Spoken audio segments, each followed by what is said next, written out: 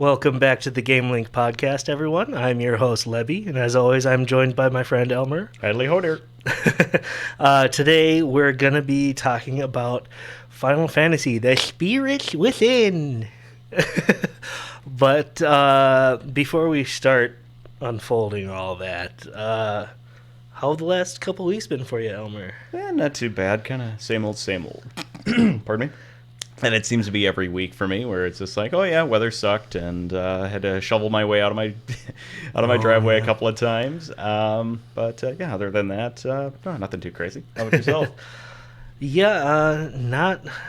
Nothing too much. It was nice to have like the long weekend over Martin Luther King Day, so I basically just sat around and watched a bunch of movies and filmed some B-roll for some YouTube videos I'm working on. I finished all 4 of those. Elmer donated some broken NES consoles to me, and I fixed them all. So I have a stack of freshly repaired Nintendos that I need to figure out what to do with. eBay and use it as a promotion for us. I could do that. Utilize that. Just be like, as utilized by, or being sold here by famously Lebbi of the GameLink podcast. Watch the video of me tear it down and put it apart in this video. Possibly, maybe not though. We'll see. Time lapse it. But we watched The Menu. Have you seen it? I haven't seen it. What was it? It was great. Great. It was a really fun like social satire, like horror movie type of thing. It was a lot of fun. With John Leguizamo. Oh, Leguizamo's in it too? Yeah. Oh shit! I knew that Ray Fiennes and what's her name, Anya Taylor-Joy in it. Yeah.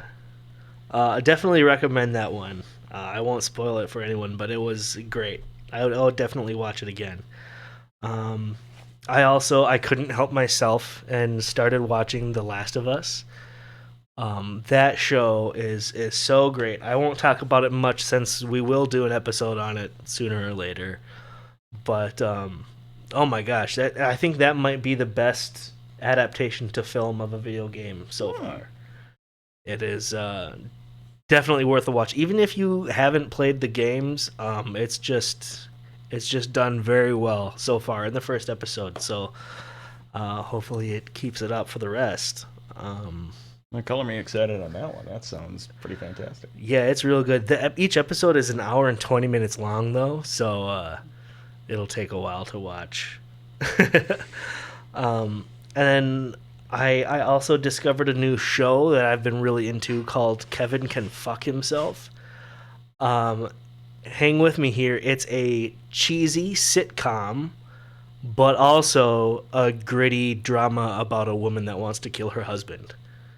So it'll go between these scenes where everything's well lit and, exposed and vibrant, and there's like the laugh track and the really cheesy jokes. And then like once the guy leaves the room and it's alone on the wife, it turns into this like dimly lit, grungy drama. It sounds jarring, and it is a little bit at first, but it's done really well. I really enjoy it. So I've been watching. So excited to check this out. You had told me about it. I'd heard like a little smattering of it recently, and yeah, I'm so excited to hear this now because I just heard a little bit. And I'm like, oh, is that real or not? And then obviously it's like, oh, wait a minute, that is real. Oh, yeah, it's real good, and the main character is, I think her name is Annie Murphy. She's like the sister from Schitt's Creek. And it's really weird to see her in like such a serious role. But it's cool. I'm a big fan. Just one question for you there, buddy. Mm-hmm. How hard is it going to be for us to change the graphic on the corner of our screen there? Oh my gosh. That's what I forgot to do. I looked up, I'm like, oh, Pikachu's so... Oh, shit. Sorry about that, video watchers. Let me just change this real quick. That's the one thing I forgot to do. All right. There we go. Now let's just resize it. And now the fun is gone. No. But, yeah, anyway. Spirits Within, not good enough. For this game, I couldn't decide if I wanted to talk about Final Fantasy IX, which is my favorite Final Fantasy, because that game came out when they started production of Spirits Within, or if I wanted to talk about Final Fantasy X, because that came out the same year as the movie. Because this movie doesn't have like a game that it's based on or associated with, it kind of really isn't associated with the Final Fantasy franchise at all. I think they kind of just used the name for recognition, but Elmer will get into that, I'm sure. Oh boy, oh boy. But we chose to talk about Final Fantasy X because I think it's more relatable to this episode, with like the revolution in like the PS2 graphics from the PS1, and how this movie was kind of revolutionary for animation as well. So whenever we get the opportunity to make fun of that famous laugh, oh dear God. yeah, that's and the voice acting actually has a long history with this game too, but we'll get into that. Have you played this game? I know you haven't played many Final Fantasies. I've played the most recent, and this is gonna really date me when I say this. Like the big two that I did play some of back in the day was 7 and 9, actually. Okay. And I remember really getting a kick out of 9. I thought that was pretty cool, especially being able to fly your spaceship around. Yeah, 9 is my favorite, but it gets a lot of hate from other Final Fantasy fans. But that's the thing, there's so many Final Fantasies, and they're all so different that, there's got to be one for everyone eventually. But I've played this game a lot, but I've never beaten it because I always get like stuck on some fight and end up setting it down and forgetting about it, and then by the time I come back, I have to play through the whole story again. So I've gotten close, though. So actually, while I was writing the script, I decided, well, let me install it again on my Steam Deck, and maybe I'll make my way through it. So, how far'd you get? So far, I haven't started it yet, but I spent pretty much the last week loading a bunch of games on my Steam Deck, because it can emulate everything. Like it can emulate PS3 and Xbox 360 games perfectly fine, Nintendo Switch, whatever you want. So I've been just loading it up with a bunch of good stuff. So yeah, I love that thing. But anyway, Final Fantasy X. So it was actually first shown off in 2000, along with Final Fantasy 11. They were kind of like announced at the same time, and it was like right around when Final Fantasy 9 was being released. So like Final Fantasy for a while there was just like pumping things out. I was gonna say, damn, it was like what do you call it, Call of Duty there? Yeah, they're pumping them out around the 2000s, and they started development in 1999 and finished the game in 2 years. So it was pretty quick it was a big game too. So it was the first Final Fantasy that would use 3D backgrounds instead of 2D backgrounds. And because of this, they didn't implement like an overworld or like a world map, because making an entire like 3D mapped world like of that scale would have been like way too expensive and time consuming. And it probably didn't help that the PS2 was pretty new and kind of a pain to develop for. So yeah, like the developers had to like really pivot a few times, and the initial demo that they showed in 2000 was really different in a lot of ways. Like even like the character design. So Tidus, the main character, he's blonde. In the demo, he had black hair, and the character model was like way more detailed than in the final game. And so like in the demo, like his hair and clothes would bounce and had like a lot more texture to them and stuff. So it was a lot more impressive, but obviously once they had a whole game built around it, they had to dumb that down. They also originally had like a leveling system planned for the characters, like all their other games. But then they ended up swapping that out for like this sphere upgrade system, where you have like a skill tree that you just like place spheres into. It's weird, but you get used to it. Let's see. They really wanted to have online features and a world map, to the point where you could like see the monsters and enemies like roaming around, and you could like easily transition in and out of battles like seamlessly. But it turns out that was pretty ambitious for 1999. So pretty much all those features just got moved and put into Final Fantasy XI, which was an MMO. But yeah, there's a lot of like story on changes they made to the plot and things like that during development, and there's already so much here. So I'm gonna talk about the plot a little bit, but just know that if this is a rabbit hole you want to get into, you might have to look up this stuff on your own, because there's a lot of it. The plot is considered, like by a lot of the Final Fantasy community, to be like pretty solid, like not much wrong with it. But it is fairly simple by comparison to like pretty much any of their other games. The story is basically that you play as this blitzball player named Tidus, and blitzball, it's basically just like hockey with a soccer ball, but in like a sphere of water, so you're swimming around. If you've never played the game, blitzball is a pretty fun concept. Hockey with a soccer ball, isn't that just soccer? Yeah, I guess you could say that. Just full contact, I think. Yeah, it's kind of. I'm not gonna get into it, but Okay, it's fun if you like, sports mini games in your RPGs. This is a good one. But yeah, it's about this blitzball player who gets swept out to sea when a giant monster attacks the city. And he wakes up in a strange land and meets some new friends, including a girl named Yuna, who is about to set off on a holy journey to defeat Sin, which is the monster.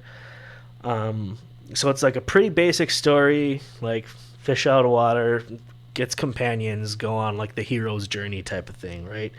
But then of course they do some Final Fantasy bullshit where they find out like, the monster is the main character's dad or something, and like the main character and his whole city only exists because of like some monster's dream or something. It gets really kind of confusing about some of the lore, but I mean the story is pretty simple otherwise.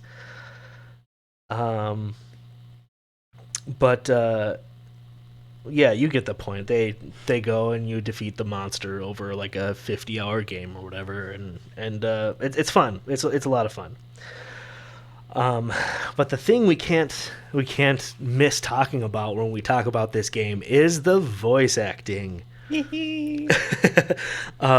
So I'm sure even if you haven't played Final Fantasy, I'm sure you've seen the video clip of Tidus laughing. Would you like to reenact it, Elmer? Ha ha ha ha ha ha ha ha ha ha. Yeah, he goes ha like that. Yeah, it's just really extremely flat too. Yeah, I was more so trying to hit the pitch right. That's why I changed pitch on there, because it's just this flat nothing pitch. It's like it sounds like if a cardboard box laughed. Is the best way of putting it. The thing is, it looks like really really bad voice acting. But the thing is, during that scene that it's in, they were supposed to be like forcibly laughing like that. So in context, it fits, but it's still stupid. Sounds stupid as hell. But yeah, so this was actually the first Final Fantasy game to have voice acting, and it's not terrible. I mean that part of it definitely sounds terrible, but I mean it's definitely not great by today's standards. But back then it was pretty good, and especially for what they had to do to get it to that point. So there were quite a few problems. The game was made for primarily Japanese speaking. So all the cutscenes and everything were done in Japanese, and they used motion capture on the actors' faces to get like the expressions, because the PS2, like, they could finally put facial expressions in, and stuff like that. So yeah, I definitely just thinking about that, just that kind of laugh moment there. And when you talk about just with the actually having voice actors, that is kind of like one of the first sort of like modern video game like dialogue meme kind of thing, because before that, like, the biggest one of course is all your base are belong to us. And then after not long after this, BioShock with would you kindly, and the cake is a lie and stuff. So in a lot of ways, wow, this one did actually set a trend. This game had a lot of firsts, and set some interesting trends. But so because they were using motion capture for the facial expressions where they could convey more emotion, this led to the writer being like, well, because we have that emotion there that we didn't before, we can really kind of lay back and take it easy with the story. But the thing is, all the voice acting stuff led to so many difficulty, especially with the game's cutscenes, because they were programmed around the Japanese voice work, and the English localization team couldn't like incorporate a translated script very well, because like the rhythm and the timing of the lip movements, and they were told that there would be no syncing, like resyncing the animations for different dialogue. So they so the majority of the English dialogue was not based to the actual game footage. They'd kind of like look at the script and reinterpret it, and then kind of like change some things out so it would more closely match up with the mouth movements already. And then they would just kind of use samples of the original Japanese dialogue to kind of help them out with cadence and things like that.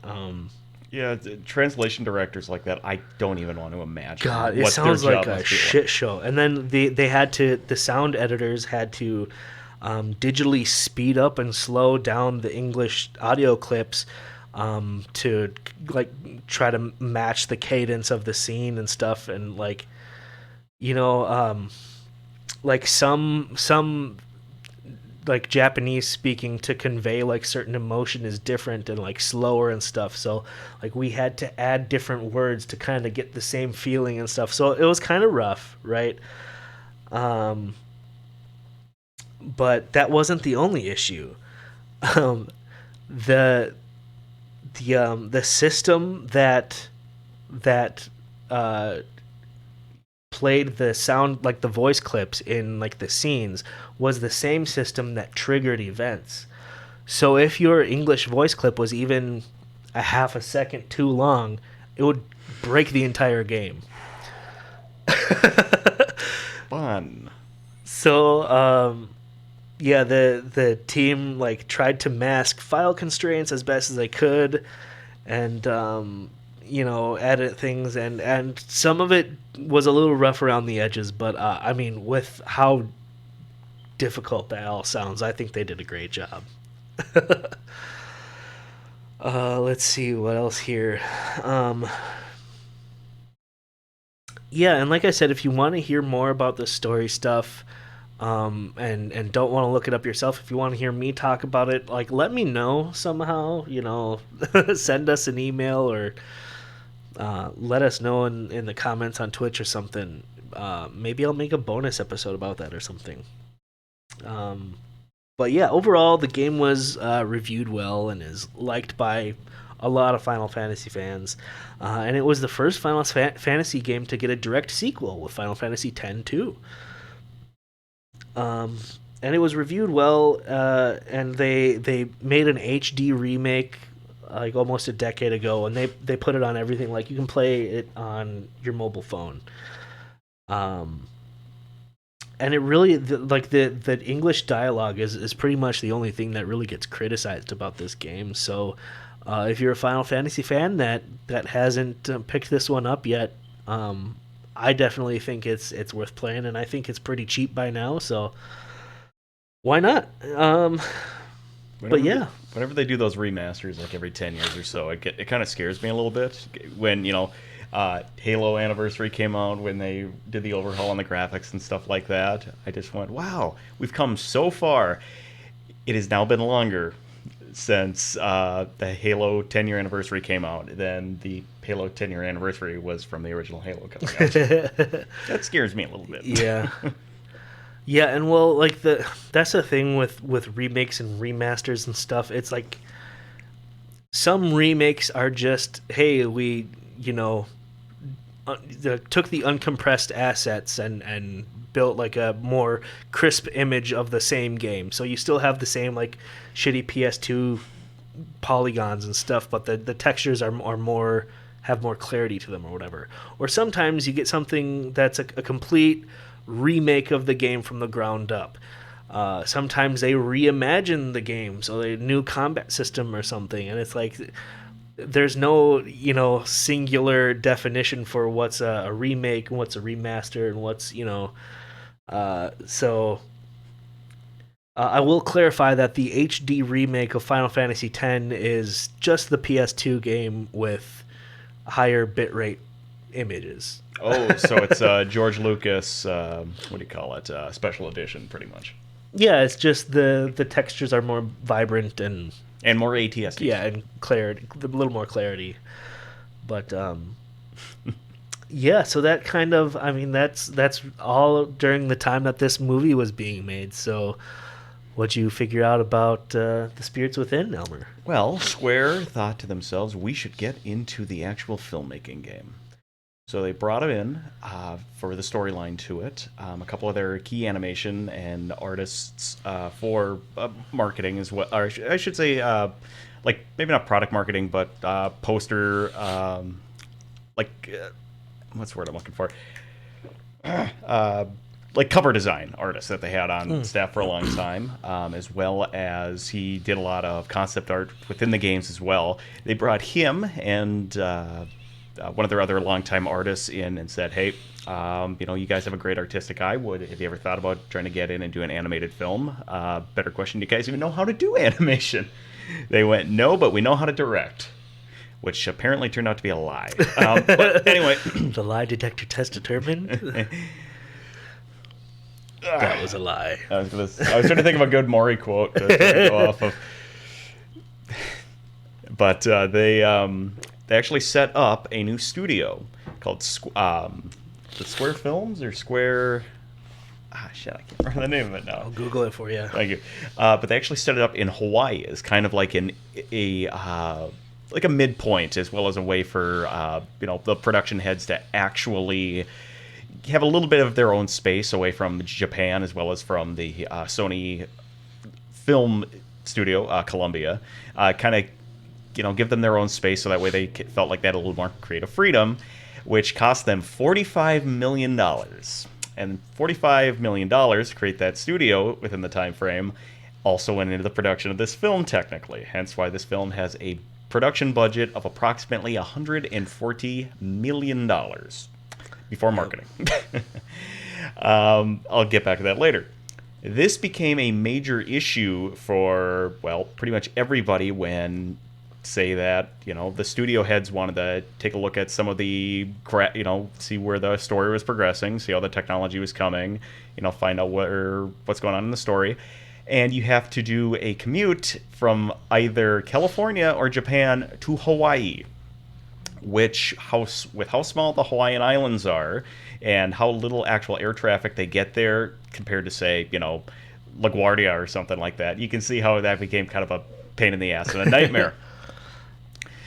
With that, this film was touted as the first fully realistic-looking CGI film, just to try to get it to look as close as possible, to such a point that it is now used at just whenever somebody brings up the Uncanny Valley. This is, if you looked up Uncanny Valley in the dictionary, it would be a still from this movie, is the best way of putting it. To this day, there are entire papers that utilize this film as being the thing that really kind of tipped the concept of the Uncanny Valley into the mainstream. Yeah, it was photorealistic. Which, for anybody who's listening that doesn't know, the Uncanny Valley, there is a chart that they say between representation of somebody who is, say, on this end, like, you know, a person on a symbol, like what's what I'm looking for, a male or female symbol on a bathroom door. How close of a representation that is to a human compared to, you know, like, say, an actual photograph. Well, they've actually found that with your relatability to that picture goes up, the more and more realistic it gets. However, it does reach a point where your amount of trust, as well as your ability to, not think of it as being kind of creepy looking, drops considerably as it starts getting a little too close, because the human eye and the human brain picks up on little differences that aren't quite there. Yep.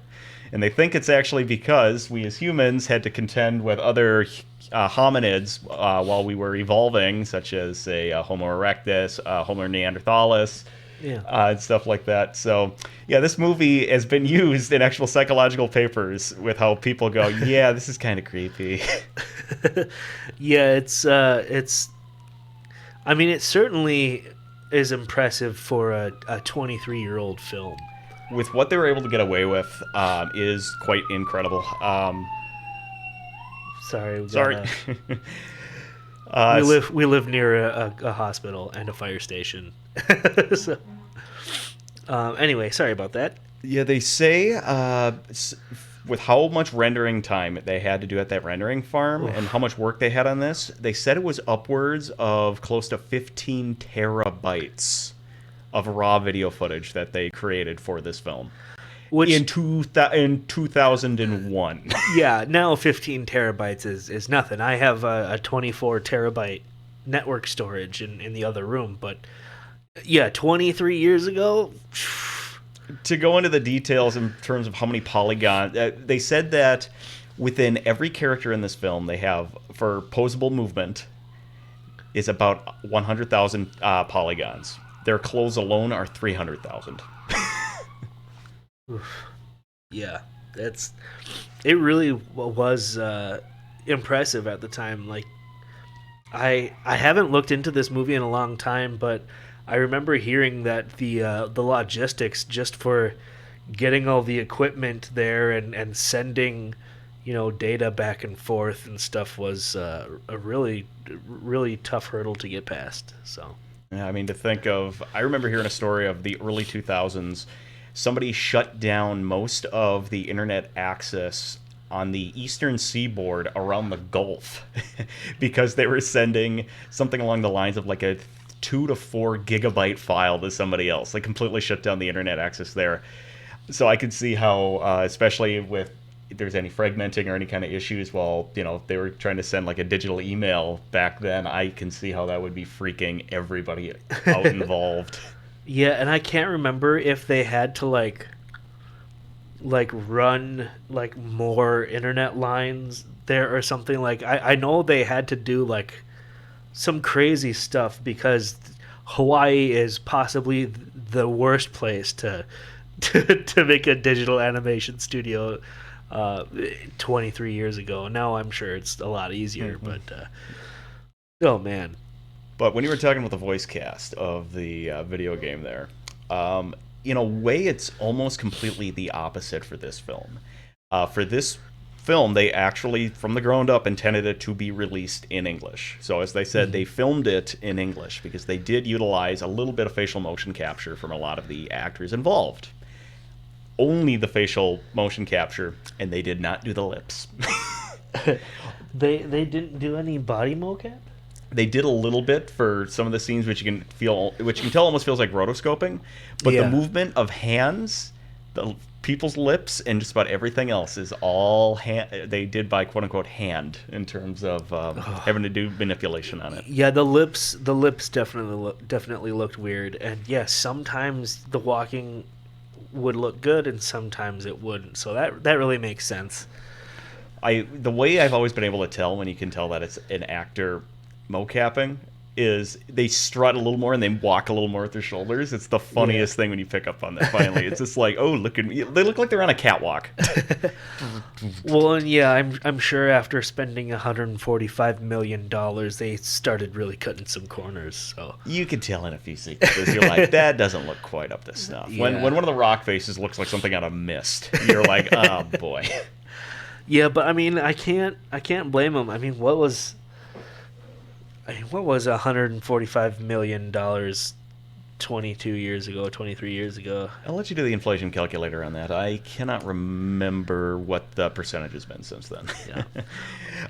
But for the voice cast of this, they went all out for this. I'm still in awe of who all they got for this. Ming-Na Wen, the great Ming-Na Wen, famous for playing Chun-Li in Street Fighter. Street Fighter, the movie. Technically Street Fighter 2, the movie, but yeah, beside the point.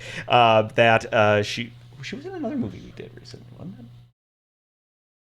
I don't think so. Oh, I thought she was. She's been on Agents of S.H.I.E.L.D. For years. She's on The Mandalorian as well as Book of Boba Fett as kind of the second-hand man or woman, second-hand associate of Boba Fett on that show. Okay. She's a legend when it comes to just being a really, really good, just really talented actress as well as stunt performer. And while I'll give it to her, she does a good job in this. Why would you hire somebody of that caliber, though? Yeah, and I think, I'm sure she's a fine voice actor, but I think her performance was the poorest of all the voice actors they had. But it was still fine. But yeah, I did the inflation calculation. Nearly $250 million. No, $246 million would be how much that costs now. Wow, that's pushing Avatar budget right there. Yeah, that's some crazy stuff. Rounding out the cast as well, Alec Baldwin, playing somebody about 30 years younger than he was when they made the movie.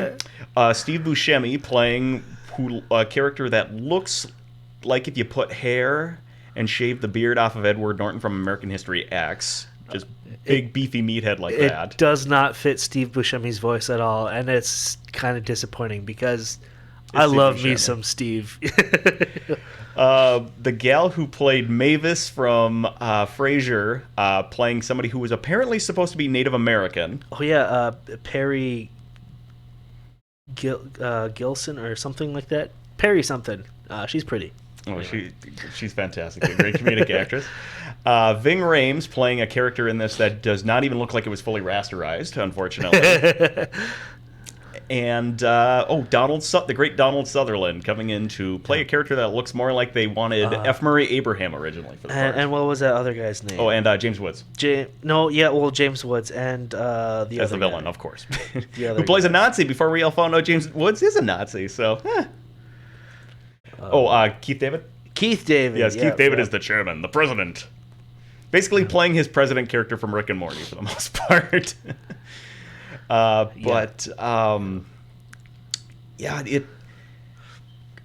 fantastic cast, just completely rounding it out. You're sitting there watching and going, wow, they're all doing a really good job. And I could see how, maybe they would be a little confused with the script on it, because I've seen this movie 4 times, I want to say, and I still don't know exactly what the hell is going on.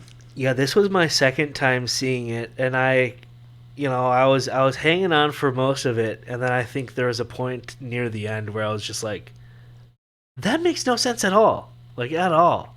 But okay. So should we get into the plot a little bit of this thing? Yeah, let's try to give it a decent summary. I mean, I don't want to summarize it in a way that makes it look too bad, because it wasn't the worst, No, more or less, that's the best way of putting it. After something like a Tunguska incident, so to speak, happens where a meteorite crashes to Earth, all of a sudden these aliens, they're an alien-like species that are made of like ethereal energy, like a plasma. Yeah, they're basically just ghosts. Start attacking. The world has to come together and try to fight against them and try to figure out what is happening and why. And with that, somebody poses the Gaia hypothesis, which after we watched this, I found out is a real thing, written and composed by a microbiologist as well as a biochemist in the 1970s. So that must have been some really, really good kush and really good LSD at those parties. They came up with that. It's also the same thing that's in like most Final Fantasy games of there being like a life stream of sorts and returning to the Earth when you die, and how the Earth has this life energy stuff. Just a pretty average thing for Final Fantasy. Or as I like to call it, sci-fi Wiccanism. Yay! But with that, this one doctor has been able to harness some of this ethereal power, or this aether, plasma, whatever you call this energy, this soul source almost.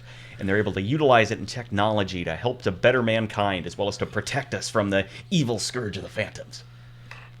And with that, there is a theory that if you were to combine these multiple spirit energies that they can sense out in the world, if they were able to combine these, they might be able to figure out a way to combat as well as to drive off this alien force. Which I don't know exactly how they keep figuring out. Oh wait, no, there's 7 of them now. Oh wait, no, there's 8. Yeah, they're looking for 8 specific spirits, and they don't explain at all what makes these spirits unique, how they're identifying them, how they're tracking them, how they even know about them. But they're finding them throughout the whole movie. Yeah, there's a lot of like action scenes where they're shooting laser weapons at like insect ghosts, like giant insect ghosts. They look like big blobs of like an orange jello shooter coming at you. Imagine Chaos from Sonic Adventure, but red. But yeah, this is my biggest hurdle with the movie that I really wish could be different is all these intense moments that they portray during the movie. Like there's one scene where, you know, they're trying to escape this building and everything's supposed to be intense. They're being chased by these phantoms. One guy's like trying to configure some machine while the other person is holding guard, you know, shooting the hordes of things off.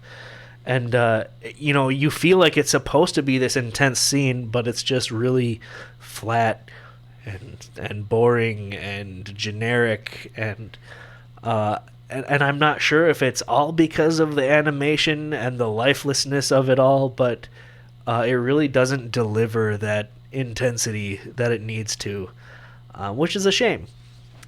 And on top of that, the music for this movie, none of the music, the background music, fits the scenes that it's in, which is weird because it's Elliot Goldenthal, who is a fantastic actual screen or composer, and because memory serves correct, didn't he do The Matrix? I can't remember. I mean, the guy's done just about everything from dear God, Interview with a Vampire, Batman Forever, Heat, Michael Mann's Heat, you know, Batman and Robin. And you think, oh yeah, this guy knows what he's talking about, or knows what he's doing, and none of the things fit. There's supposed to be this like heartwarming scene where one character's dying in the arms of another one, and just the music they put in there makes it feel more like this should be the music playing over the end of the movie. Yeah. To instill hope or something like that. Yeah, and it's like, it's not that the music was bad, it just wasn't... It didn't fit. It didn't fit, just like Steve Buscemi's voice for that one character. You know, his voice is all nasally and awesome, but it's in this young hunk of a guy that doesn't fit the voice This is at Bob. all. Bob has bitch tits. That's what he sounds like he should sound like. No. Right. Yeah, but, I mean, so a lot of the movie is just kind of, you know, following them around as they track this thing, and then, you know, setting up the villain to be the villain. It's this guy who's some sort of weapons manufacturer or weapons dealer. Oh, he's the general. He's like the head. Oh, that's right. Military. For the military. And they make him look like the head guy of the Gestapo, pretty much. Black leather jacket, black leather gloves on. He even has a little eagle pin on his chest there. Yep. His slick back hair. Voiced by James Woods. Yep. Voiced by James Woods. It's like, a little on the nose there, guys. His whole thing is, I want to go up into this giant space station weapon and fire this super powerful, what they call it, the Zeus cannon, at the home of, like, the crater where all these phantoms live. I'm not gonna lie. I think if we had a Hammer of Dawn, I could definitely see James Woods trying to force his way on there to use it. Yeah, so he wants to fire the thing, and the the main characters don't want him to fire the thing because they have a different way to get rid of the beasts without harming the planet or whatever, and so that's the conflict. And it's not that they're afraid that they're going to harm the planet because of destruction to the environment. Oh no, that's fine. They're in the middle of the Carpathian Mountains where this thing crashed. It's just rock for the most part. Yeah. Is it going to cause a lot of radiation or fallout issues? Oh no, it's a laser. It just burns straight down and stuff like that. Oh, how's it going to hurt the planet then? It's going to hurt her Gaia. Yeah, it's going to kill the planet's soul. So it's some kind of lazy writing. I'm kind of shocked, to be honest, that they didn't originally set it in the rainforest for ultimate symbolism.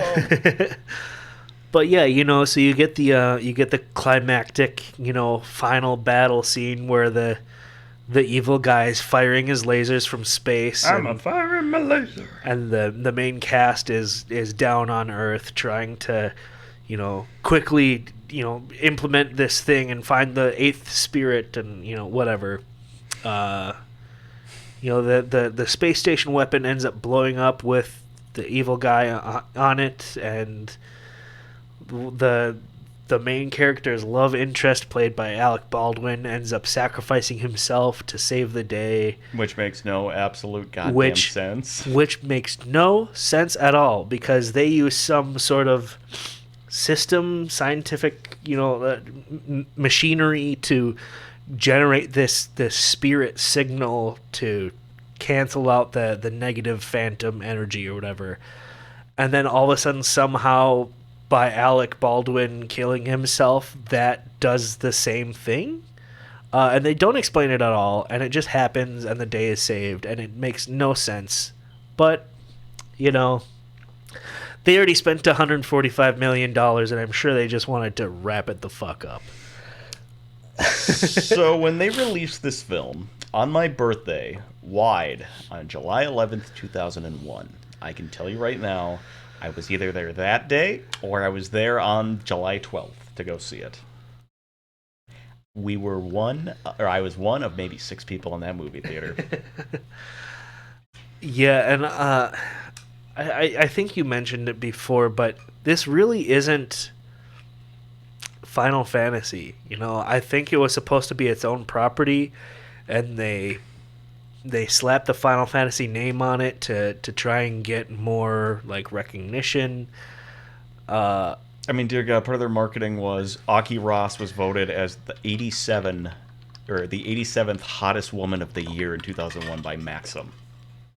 If that ain't marketing that I haven't seen since Tomb Raider, I don't know what the hell is. Yeah, but at the same time, every Final Fantasy game is vastly different from the next, but they're all just in the same universe. So, however, this one does also disturbingly negate probably the most important feature that virtually every single Final Fantasy game has.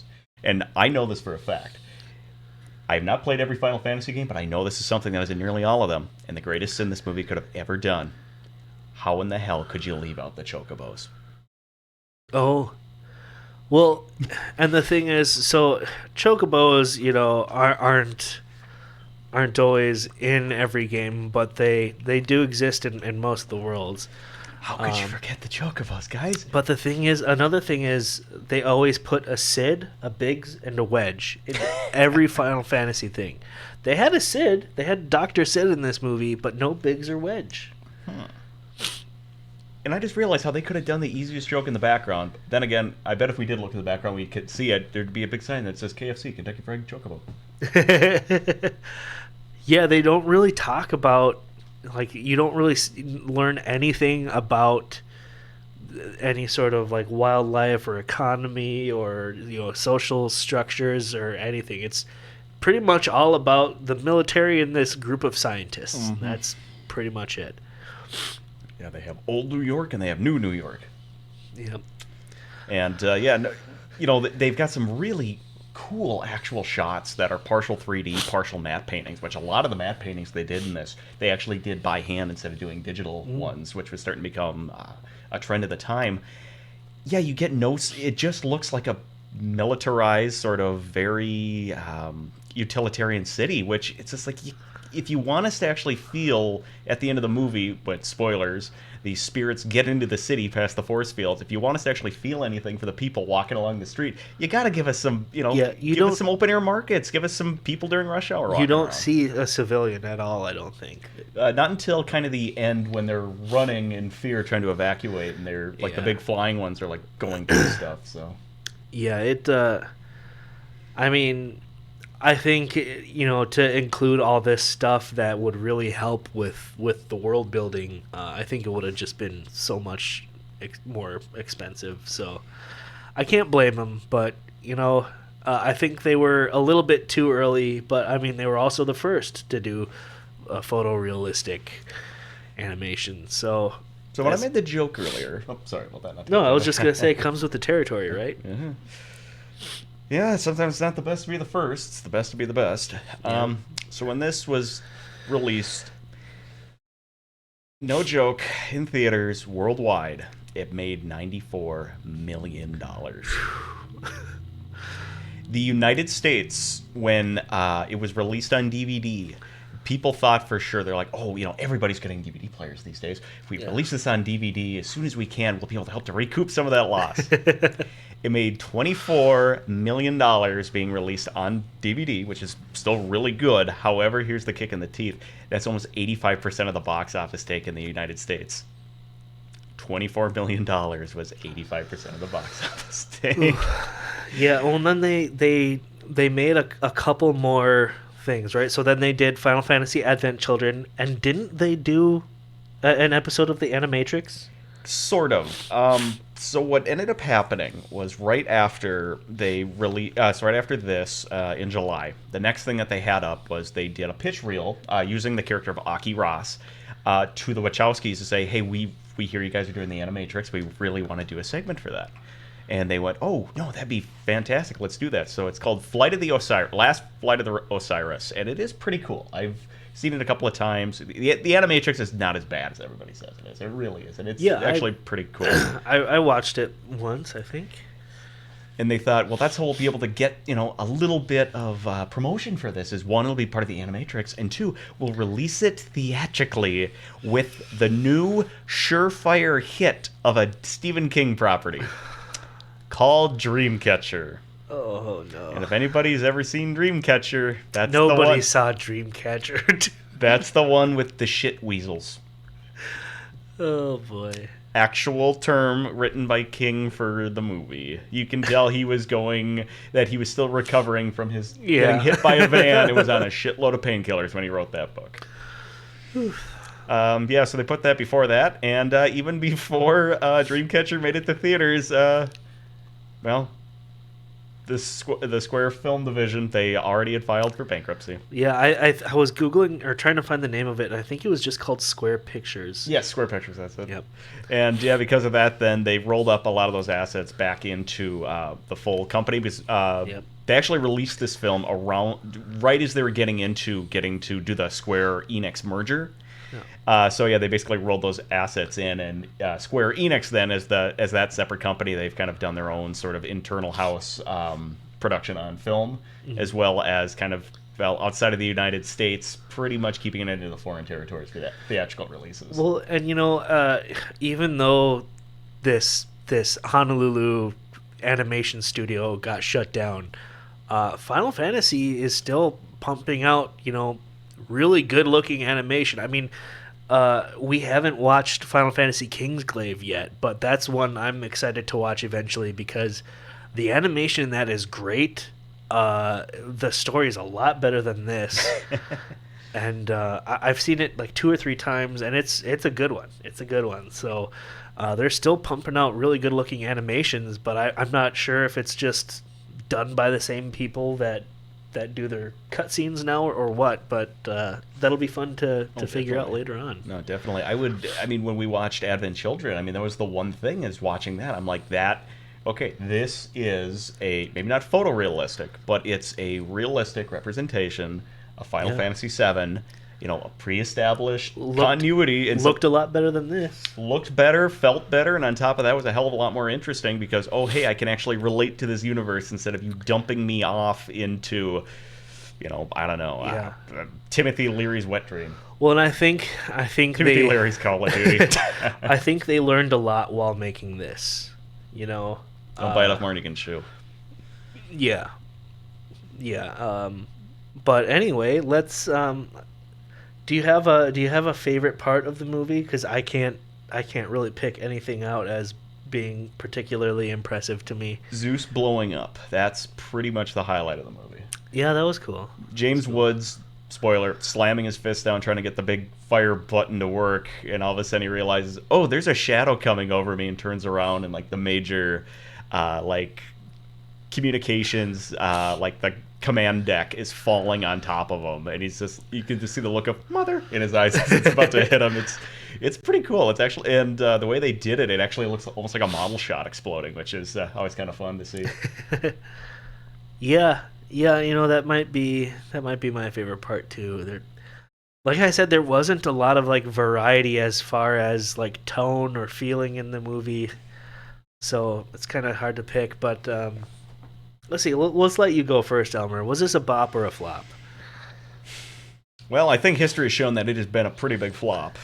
And even though I have seen this multiple times, and I saw it in theaters when it first came out, I will concede it really hasn't gotten any better. But at the same time, it hasn't gotten any worse. Yeah. This movie is the equivalency of eating unflavored yogurt. It really is. It's pretty good, but at the same time, you just feel like you need a little extra nourishment in there. Yeah, you need a little extra something. I agree. I think it's a flop, but it's it's so close. It's so close. It's about to hit that line, just right there. This is my second time seeing it. The first time I saw it, I didn't know anything about it, and I thought, oh, Final Fantasy. This will be good. And I was really disappointed. And this time, I tried to go into it with a fresh outlook of, I'm not going to think about Final Fantasy at all. I'm just going to let this be its own thing. And it was better, but yeah, it's just things weren't expressed in a very good way. So, and I guess saying it hasn't gotten worse is kind of a weird way to phrase it. Yeah. I feel I should clarify on that. Thank you, Ratty, for pointing that one out. What I mean by that is compare this to, say, a lot of other animated film, 3D animated films from that era. Yeah. Just in terms of how some of those now are unwatchable. Yeah, you think the Hot Wheels movies, or the Bionicle movie. Shark Tale with Will Smith. Yeah. Oh my gosh. Even well, I guess I was gonna bring up Spy Kids and Shark Boy and Lava Girl and stuff, but that was done on a really low budget, so I won't put those in the same category. But all this animation that blew our minds back 20 years ago, but look like trash now. I mean, I'm sure this will get to that point eventually, but for the most part, it still looks really good. It holds up. Yeah, holds up. If anything, this looks, I'll say it, the way it plays out, I bet if I sat here with a PS4 game controller and somebody walked in, they'd think I was playing a video game, probably. Yeah.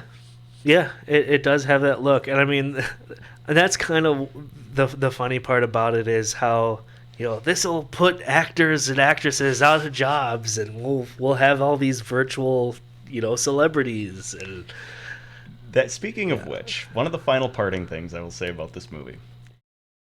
One of the original intentions of it, this movie was going to be standalone. There's going to be no sequel to it, no prequel to it, nothing like that.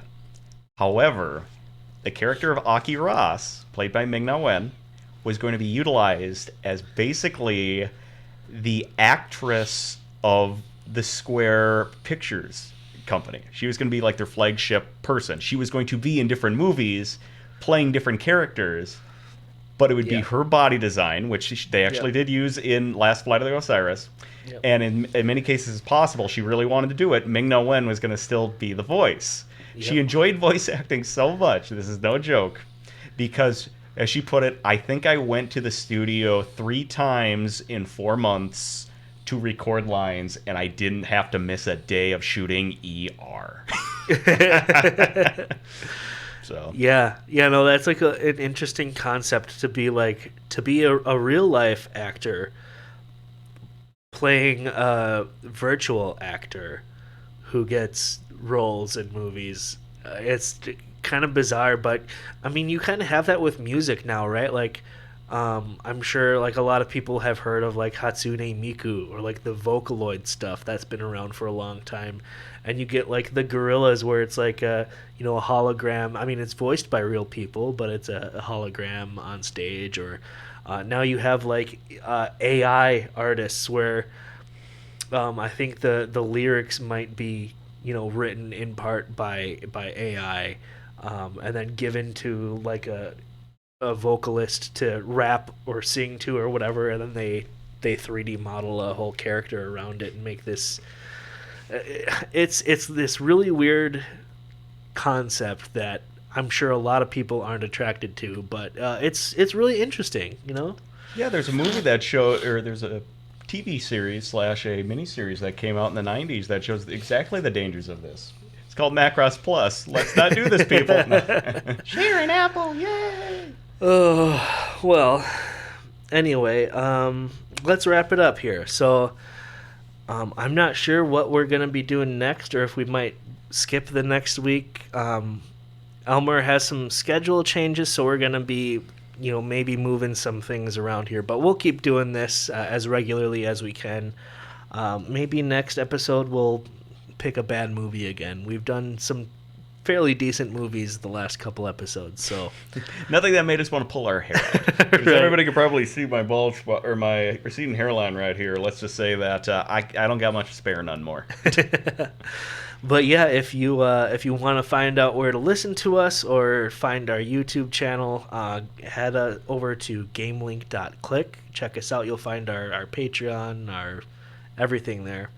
And speaking of the YouTube channel, I'm working on putting my projects that I do, instead of streaming them and trying to fit all that into like a couple hours and then having troubleshooting I have to do off camera. I'm just gonna film that all and edit it for YouTube going forward. So if you like that sort of thing, hopefully there'll be some videos up there soon. But anyway, head over to gamelink.click and we'll see you soon.